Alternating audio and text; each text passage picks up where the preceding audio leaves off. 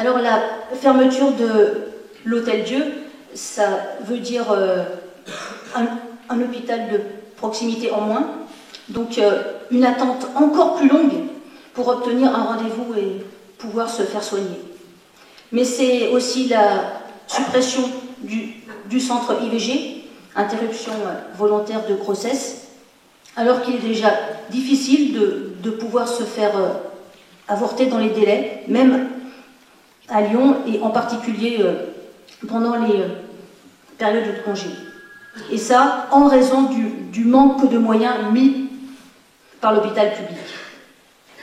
Ce que ça veut dire, c'est que, en fait, le droit à l'avortement et à la contraception, qui est déjà régulièrement contesté par les intégristes et l'extrême droite, il est menacé dans les possibilités réelles données aux femmes pour disposer librement de leur corps. Alors permettre aux femmes d'avoir toute leur place dans la société et dans la ville, ben ça n'a pas été d'ailleurs une priorité de la municipalité Colomb.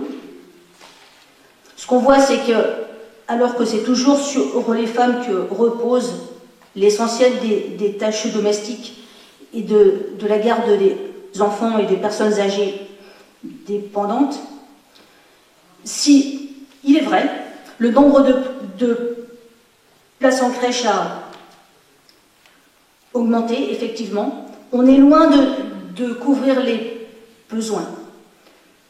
Les chiffres, c'est 1700 berceaux dans les crèches municipales, parce qu'en fait, les autres places, ce sont dans d'autres structures privées ou auprès d'assistantes maternelles. Et donc, c'est 1700 places dans les crèches municipales. Il faut les mettre en face des 20 000 enfants qui ont moins de 3 ans.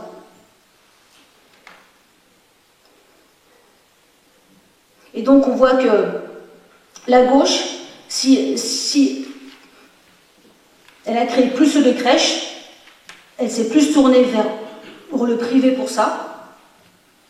Et la droite, face à ça, ce qu'elle propose en premier lieu, c'est une allocation versée pour chaque enfant, alors que de notre point de vue, c'est au service public d'assurer un accueil de qualité à un prix accessible à toutes les familles pour que chaque enfant ait une place en crèche, puis en maternelle dès 2 ans.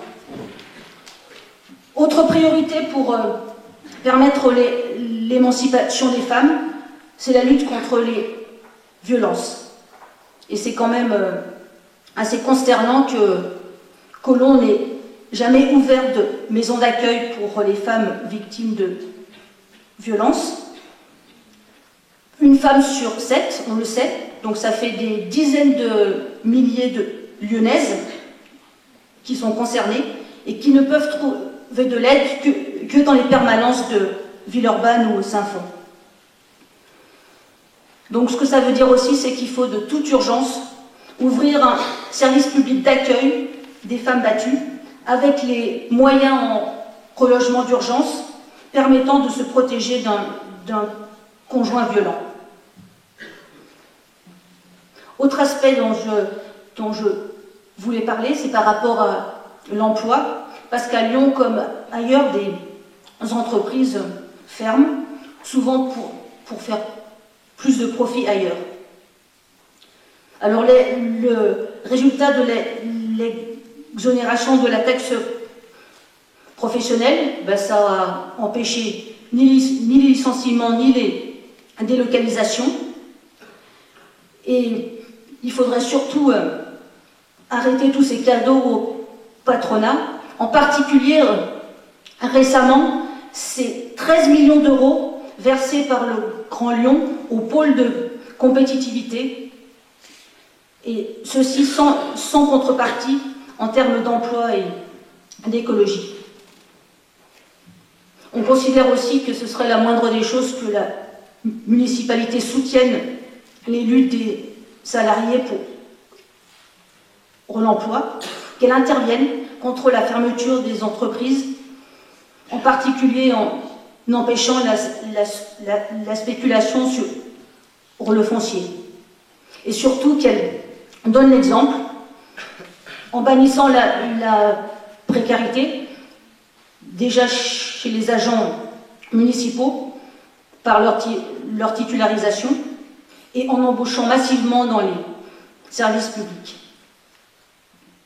Défendre et s'exprimer massivement pour des mesures radicales, anticapitalistes, écologiques et féministes, c'est ce que nous vous proposons pour encourager les luttes et les résistances qu'il nous faudra poursuivre demain pour qu'une autre ville soit possible.